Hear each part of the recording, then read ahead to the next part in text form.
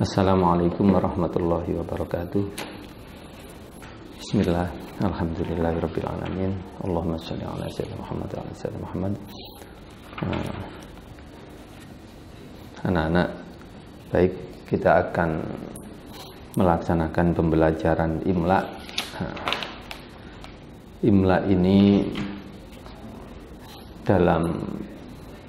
dalam kurikulum di Aliyah tetap diadakan. Bagaimana? Yang pertama memang untuk menyelamatkan tradisi menulis. Yang kedua adalah bagaimana kompetensi atau kemampuan menulis ini bisa mudah dipahami secara konsep, karena setelah orang bisa menulis, membaca dan seterusnya, dia juga punya kewajiban bagaimana menyampaikan kepada orang lain atau bagaimana membuat orang lain bisa menulis. Tadi itu. Imla ini tadi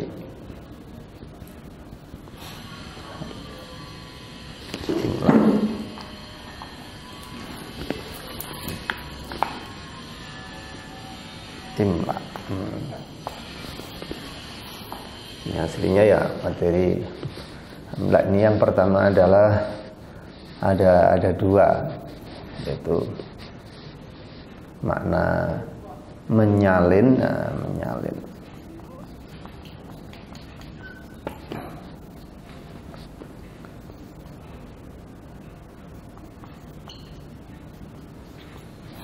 Yang pertama adalah menyalin tulisan. Yang kedua adalah bunyi atau hafalan. Menyalin tulisan ada dua, ada yang Arab, ada yang non-Arab. Itu yang disebut dengan pegu. Bunyi juga sama, ada yang Arab, di sini ada non. Sehingga menyalin tulisan Arab, berarti kita melihat di papan tulisan Arab, sehingga kita tulis. Jadi menyalin tulisan Arab di papan tulisan ya gampang, yang penting butuh ketelatenan.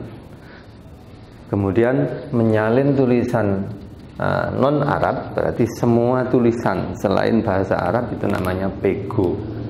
Hanya menulisnya dengan menggunakan bahasa Arab. Kalau menyalin Arab kan berarti kita melihat di situ ada saburatu. Arab ini, Arab. Nah, kalau kita menyalin umpama Surabaya, nah ini Arab, Surabaya,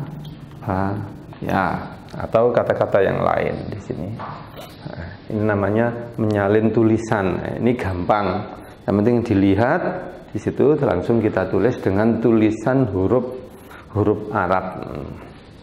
Jadi ini huruf Arab, huruf hijaiyah. Nah, kalau ini hurufnya huruf abjad. Semua tulisan abjad ditulis menjadi hijaiyah,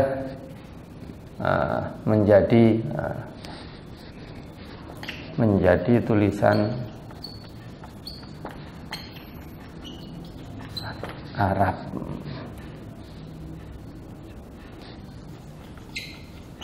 Arab atau hijaiyah. Nah, disitulah maka karena kita bicara tentang huruf hijaiyah, yang pertama hijaiyah, yang kedua adalah huruf abjad, maka pada kompetensi 1 di lampiran yang sudah di-upload itu, maka di situ ada transliterasi yang kita jadikan pedoman. Berarti harus ada. Nah, di sini butuh transliterasi. Nah, ini lihat kompetensi 1. Nah, itu di kompetensi 1 itu pedoman transliterasi yang kita pakai. Sengaja kita pilihkan dengan pedoman transliterasi yang umum di Indonesia dan sampai sekarang masih dipakai. Sehingga ketika menulis mama huruf di sini kho, nah, sama dengan KH, fa sama dengan TS, ini mama shot sama dengan SH,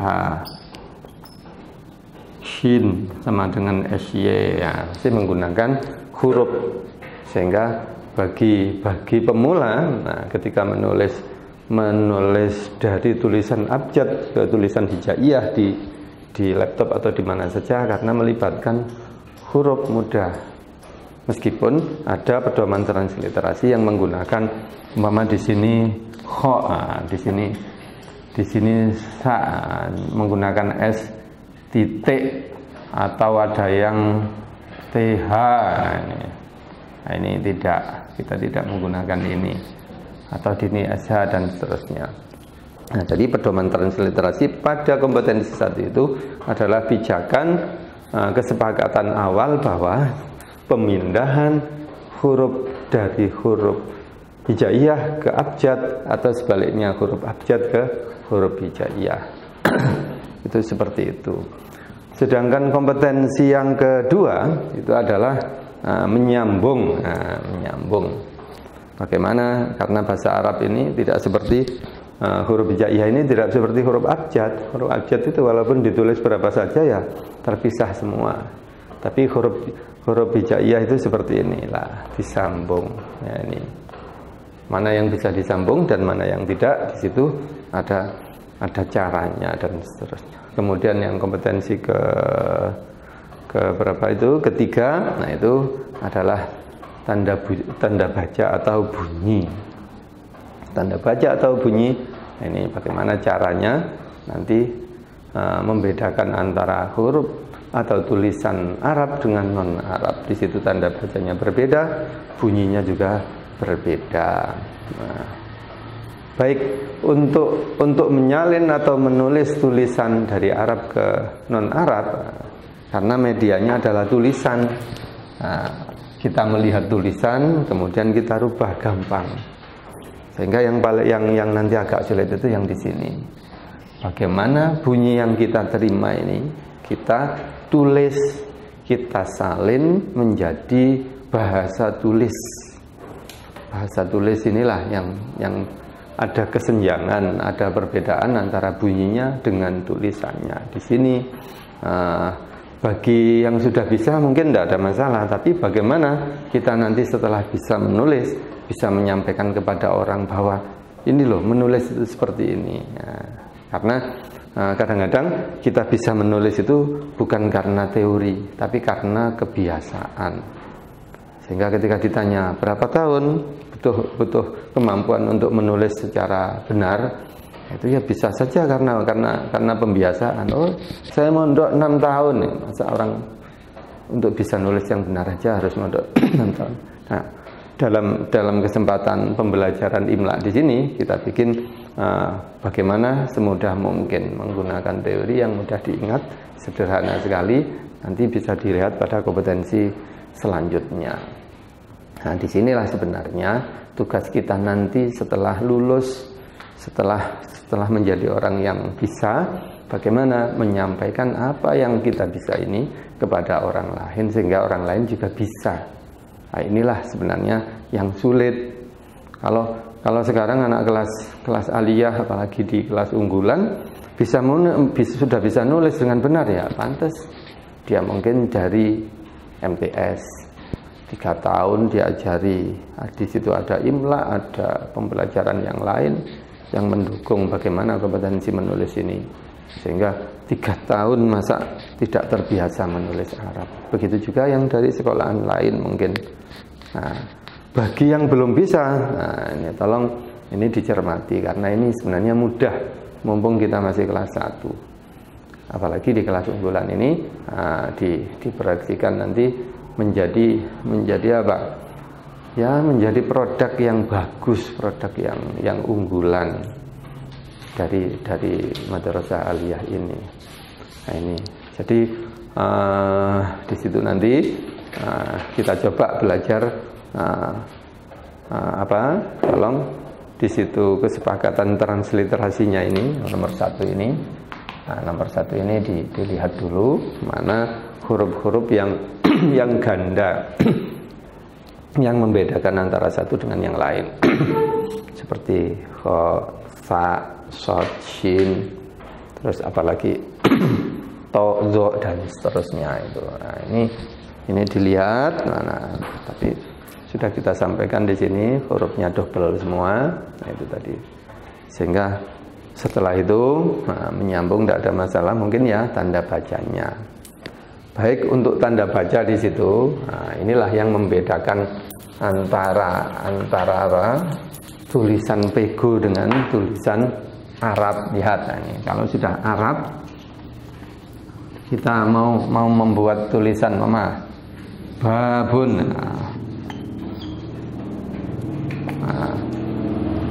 Bunyi ba kita beri fathah. Bu, berarti dhammah. Kalau bunyinya bun, berarti tanda bacanya di sini yang satu adalah fathah. Fathah. Di sini apa? Ya kan ya, berarti dhammah. Dhammah. Sehingga dalam bahasa Arab tulisan Arab ini bisa berbunyi bila melibatkan tanda baca seperti fathah, dhammah, atau mungkin ada tanda baca yang lain seperti kasroh. Kasroh, maka kita sebut fihi. Ini kasroh. Fihi, ini juga kasroh. Ini kalau bahasa Arab. Sedangkan bagaimana pego? Pego. Kalau pego tidak ada harokat. Yang ada seperti contoh saya menulis Surabaya tadi. Berarti ini sin. R berarti ro. Ba berarti ya. Tinggal digandeng. Di sini roknya, jadi baknya, di sini iya-nya. Memberi harokat untuk pego. Kalau di sini menggunakan harokat namanya, ini harokat. Kalau dalam pego di sini menggunakan bantuan huruf karena u atau dhammah di sini sama dengan wawu. Kalau A itu gini sama dengan alif. Ya. Kalau I ini sama dengan ya. Berarti ya sudah. Berarti kan wawu lah, kita butuh diberi wawu.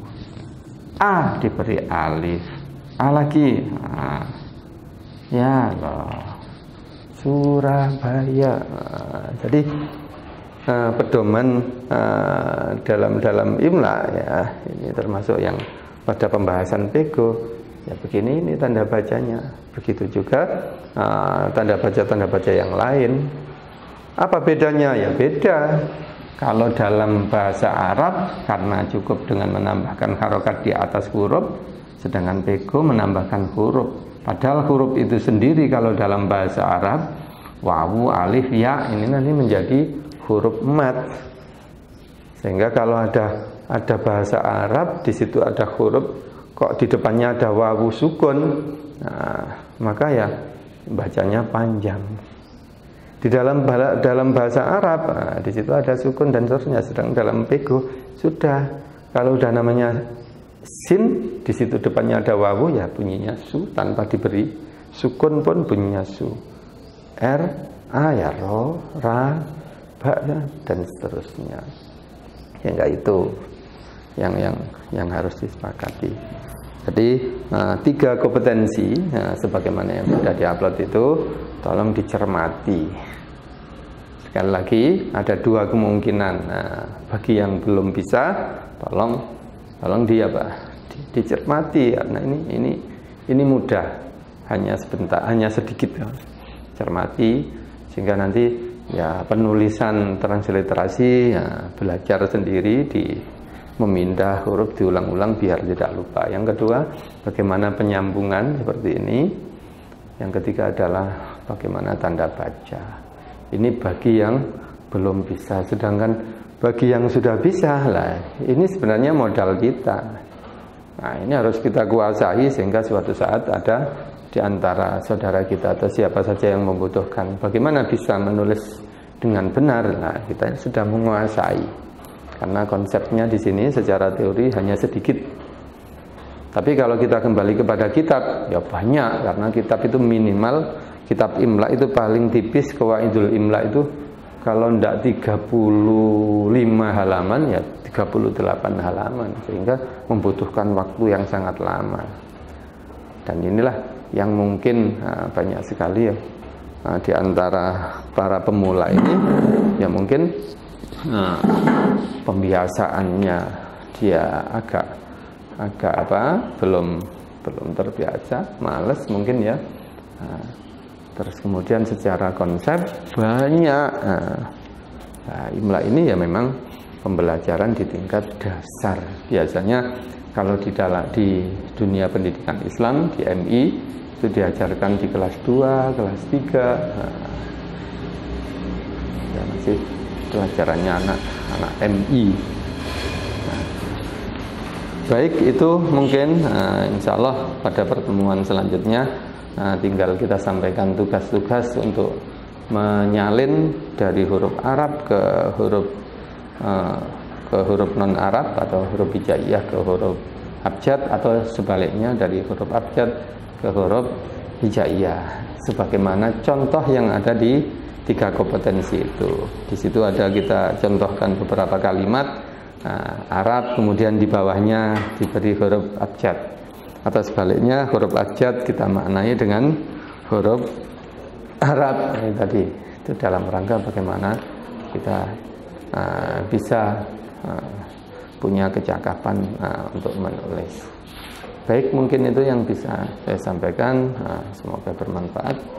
Selamat dipelajari ya. Selamat mengerjakan. Semoga bermanfaat. Assalamualaikum warahmatullahi wabarakatuh.